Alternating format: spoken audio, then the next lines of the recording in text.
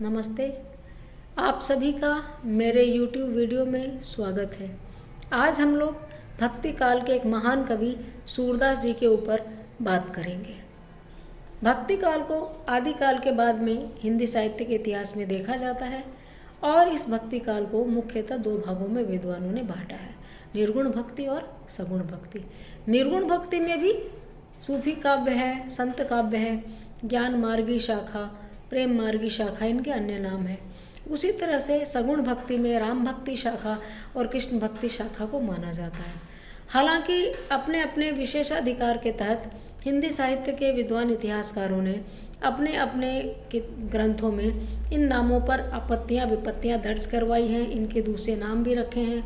मुख्य एक बात ये भी थी कि बहुत सारे अन्य कवियों ने अन्य देवी देवताओं के ऊपर भी काव्य लिखा, लेकिन अंततः सर्वसम्मति से ये स्वीकृत हुआ कि सर्वाधिक प्रमाण में राम और कृष्ण पर काव्य लिखा गया।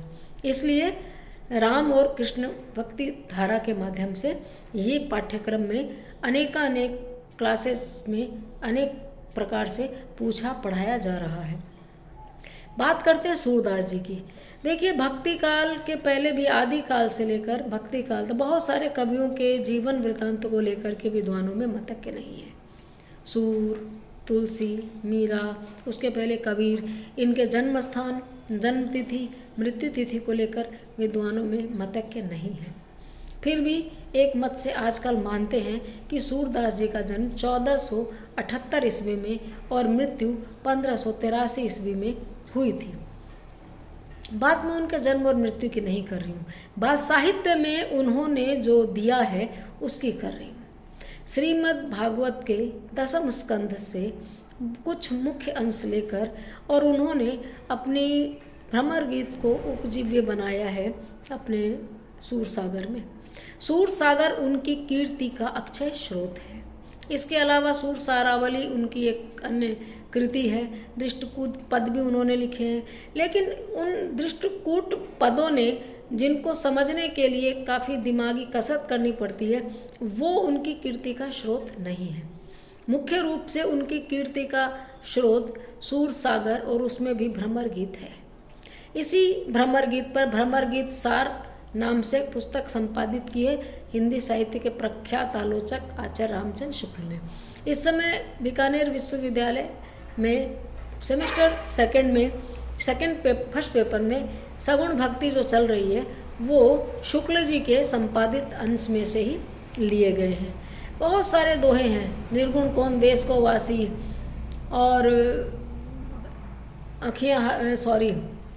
हमारे हरिहारिल की लकड़ी, मधुवन तुमकत रहत हरे, आयो घोष बड़ो व्यापारी। ये सारे पद जो है मैंने अपने ब्लॉग में पूरी तरह से विस्तार से इन पदों की न सिर्फ व्याख्या की है, बल्कि मूल पद के साथ में व्याख्या, संदर्भ, प्रसंग, विशेष सब कुछ रखा है।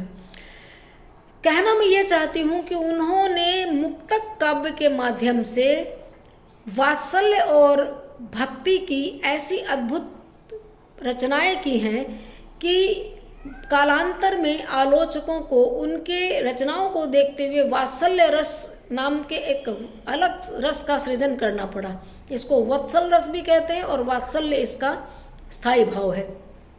कृष्ण के बाल रूप का चित्रण जिस मनोयोग से और सूर ने किया है वो अन्यत्र दुर्लभ है।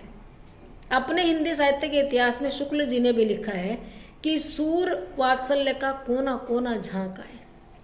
भले ही कृष्ण के इस काव्य का एक लौकिक, एक अलिखित रूप सदियों से चला आता हो, लेकिन सूर के बाद में ऐसा लगता है कि बाकी के कवियों की उक्तियां सूर की झूठी नजर आती है। गोपियों का कृष्ण के मथुरा जाने के बाद में उनके वियोग में विचलित होना और उद्धव के साथ में तर्क वितर्क करना एक मार्मिक स्थिति पैदा करता है। किसी भी संवेदनशील मनुष्य को, भले ही वो कृष्ण से जुड़ा हुआ खुद को माने या ना माने, इस प्रकार से उनकी पंक्तियां जोड़ देती हैं कि कभी भी इंसान इनसे दूर नहीं हो पाता।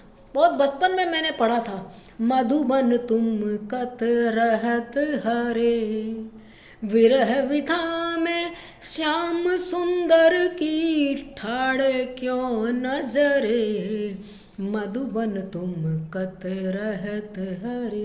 यानी कि गोपियाँ वन से भी कह रही हैं, वो जो वृंदावन है उसके जो मधुबन है जहाँ कृष्ण उनके साथ रास रचाया करते थे, वो उनको कहती है एकदम कटाक्ष करते हुए, तंज कसते हुए कि तुम लोग कृष्ण के जाने के बाद भी ऐसे हरे भरे कैसे खड़े हो, कृष्ण के वियोग में खड़े खड़े तुम लोग जल क्यों नहीं गए।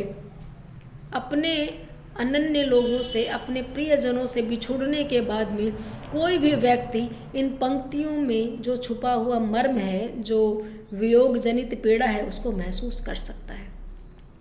मैया मोरी मैं नहीं माखन खायो, मैया मोरी मोहि दाऊ बहुत चिढ़ायो। ऐसी कितनी ही पंक्तियां हैं जो लोक में लोग अपने बाल गोपालों को सुनाते हैं। मैया कबहू बढ़ेगी चोटी, इति बार मोह दूध पीवत भई, ये अबहू है छोटी। इसी तरह से कृष्ण को युवावस्था में एक हिष्ट पुष्ट तंदुरुस्त पुरुष के रूप में जिस तरह इन्होंने चित्रित किया है, वो पुरुष सौंदर्य के एक नए प्रतिमान, बल्कि प्राचीन प्रतिमान स्थापित हैं जो नए सिरे से भी देखे जा सकते हैं। गोपियाँ उनके नृत्य पर भी फिदा हैं, यानी पुरुषत्व तो सिर्फ बल में नहीं है, कलाओं में भी है। उनकी बांसुरी बजाना, उनका बातें करना, उनको गोपियों को लुभाना, गोवर्धन पर्वत को उनकी रक्षा के लिए उठा लेना, तमाम ऐसे प्रसंग सूर ने अपने काव्य में खींचे हैं जो पाठकों को, श्रोताओं को अपनी तरफ बरबसी आकर्षित कर सके। सूर ने ब्रज भाषा की उस स्थिति को, उस कोमलता को भी छुआ है जो उसकी मिठास के लिए जग जाहिर है। बहुत जगह पर उनके शब्दों में उर्दू फारसी की जो टच है वो स्पर्श से देखा जा सकता है। कई लोगों ने, द्वारिका प्रसाद सक्सेना ने उन पर ये आरोप भी लगाया था कि सूर अपनी भाषा को तोड़ते मरोड़ते भी हैं, लेकिन उस तोड़ने मरोड़ने में एक प्रयोग हम देख सकते हैं। ये पंत के लिए भी कहा जाता है, भंवरे को मधुप कहना और उसमें कुमारी लगा देना, मधुप कुमारी।